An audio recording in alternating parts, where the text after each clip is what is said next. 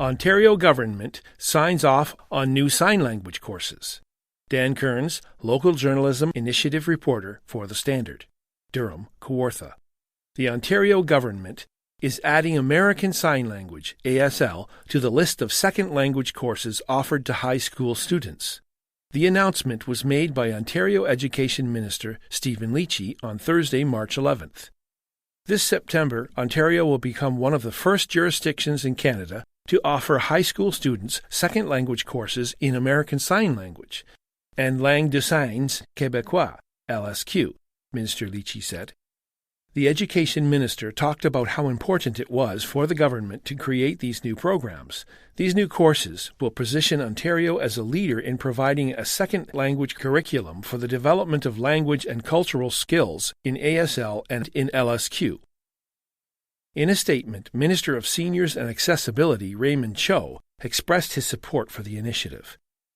By giving high school students the opportunity to learn ASL and/or LSQ, we are increasing language and cultural skills.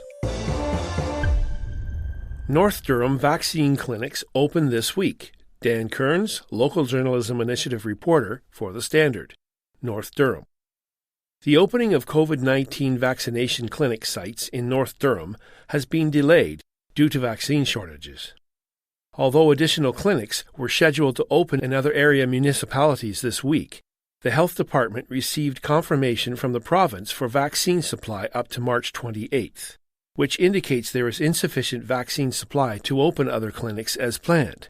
Therefore, the opening of the Ajax Audley Centre Clinic site, as well as the North Durham Clinic sites in Scugog, Uxbridge and Brock, will be delayed, read a press release from the region of Durham sent out on Monday, March 15th. Recently, the region of Durham announced these sites would begin to open on Monday, March 15th. However, the shortage of vaccines meant this date had to be pushed back. The sites will operate on a rotational schedule between Brock, Scugog, and Uxbridge. Scugog Fire Chief Mark Burney told councillors at a Monday, March 8th meeting.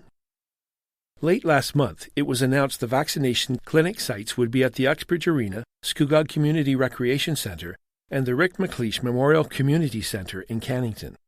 There is a rotation in place, but those dates will fluctuate depending on the supply of vaccines, Uxbridge Mayor Dave Barton said during a recent council meeting. Brock Township Fire Chief Rick Harrison said these sites are tentatively scheduled to run from 10:30 a.m. until 8:30 p.m. Uxbridge Regional Councillor Gord Hyatt believes a lot of people will be looking to book appointments at these sites. When these get open, I'm sure there'll be a flood of people who want to get in there. I know I receive a lot of calls and emails from people asking when we are getting it. The sooner the better, I'm sure, for all of us, he said. The region of Durham's current priority is to vaccinate residents over the age of 80. Residents can register for an appointment online at www.durham.ca/vaccine appointment or by phone at 1-800-841-2729. Olde Gaol Museum looking for stability funding. Dan Kearns, local journalism initiative reporter for The Standard. Kawartha Lakes. Lindsay's Olde Gaol Museum is desperately seeking funding assistance from the city of Kawartha Lakes. At a committee of the whole meeting on Tuesday, March 9th, Jane Gregory Gill from the Victoria County Historical Society made a funding request to Kawartha Lakes councillors to help enable a level of stability in the operations of the Olde Gaol Museum. Today, I am asking you for $132,000 in funding, Ms. Gregory Gill stated. This funding would be used to hire 2 staff members for the local museum. While the museum has a lot of dedicated volunteers, Ms. Gregory Gill explained it would be beneficial to have paid staff members as well. We are missing something. We are missing the ability to pay people for their talent, for their knowledge, for their abilities. This puts this organization at great risk. She stressed it wouldn't make sense for the museum to open this year without core funding in place. Preservation of our history is important, and our largest tourist attraction is important.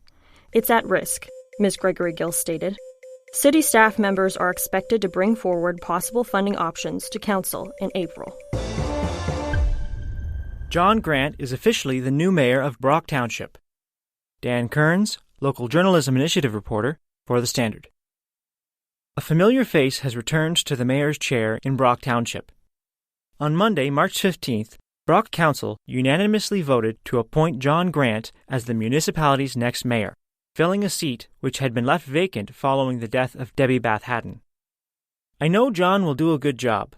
He certainly did a good job in his previous term as mayor. So I look forward to working with him, Regional Councillor Ted Smith said. Mr. Grant had previously served as the township's mayor from 2014 until 2018. After the motion was approved, Mayor Grant took the oath of office and received the mayoral chains. To Council, thank you for the trust you placed in me. I'm honored to accept the appointment as mayor. For us, there is much work to undertake to provide the services to the residents of Brock Township. This will be accomplished by our teamwork with Council and staff. Finally, and foremost, let us all remain vigilant during this pandemic. With a vaccine on the horizon, there is a light at the end of the tunnel, Mayor Grant said. Kawartha Lakes moving toward allowing backyard chickens temporarily. Dan Kearns, Local Journalism Initiative reporter for The Standard. Kawartha Lakes. The city of Kawartha Lakes is moving toward allowing backyard chickens on a trial basis. At a Committee of the Whole meeting on Tuesday, March 9th, councillors endorsed a motion to direct city staff to develop and amend the Animal Control Bylaw, to remove chickens as a prohibited animal, and to provide additional amendments to allow for backyard chickens in certain residential areas, for a 2-year trial pilot project.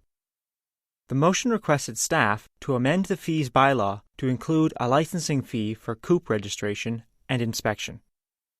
Aaron Sloan, the city's manager of municipal law enforcement and licensing, talked about the importance of backyard chickens to the community.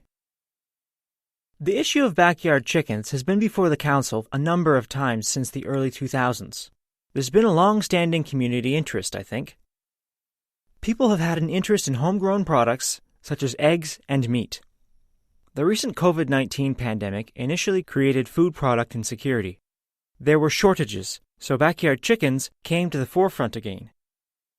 It's looked at as an alternative food source for individuals and families, he explained.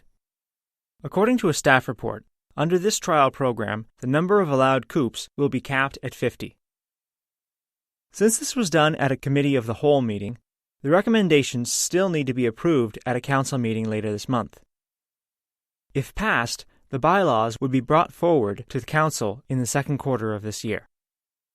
Within that process, I've promised to go back to the Health Unit and to the Agricultural Development Committee and have them review the proposed bylaw. I'll be open to their comments. I'm going to try to incorporate everything within reason into that bylaw, Mr. Sloan stated.